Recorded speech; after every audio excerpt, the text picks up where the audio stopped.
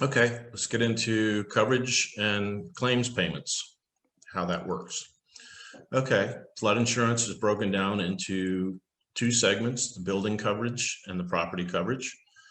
Generally speaking, what's included in the building coverage is the structure itself, anything that is permanently attached to it, like paneling, wall boards, built-in appliances, furnaces, water heaters, central air, things of that nature.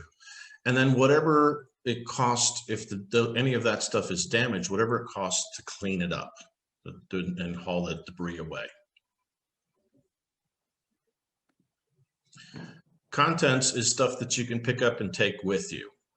Things, portable appliances, washers and dryers, some freezers, valuable items such as artwork, although there are limits on how much is covered, how much coverage exists for that, personal belongings, clothing, etc.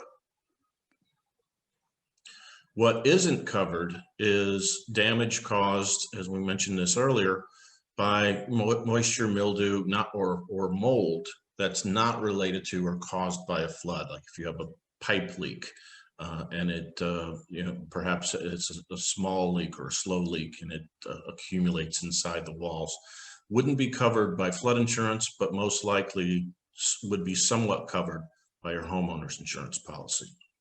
Other things that aren't covered are, cash, currency, precious metals, valuable papers, things outside of the property, like, walks, decks, patios, seawalls, hot tubs, swimming pools.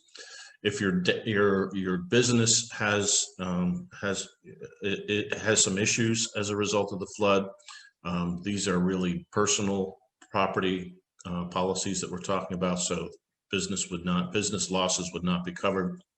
And of course, any landscaping or exterior features are also not covered. Now, if you have a claim, how does the insurance company or the National Flood Insurance Program calculate what you're going to get paid? Well, there's two bases. The most prevalent is replacement cost. And that's pretty self-explanatory. It's the cost to repair or replace property that's been damaged by the flood. Now, if the property is your primary residence, both the building and the contents will be covered for their replacement cost value.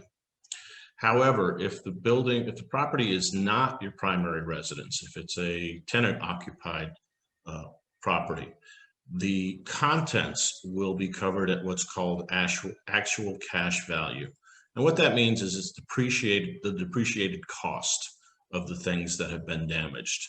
It's similar in concept to if you get into an auto accident and your car is 3 or 4 years old, they're not going to give you enough to buy a new car. They'll give you what the value of the car was at the time the accident took place.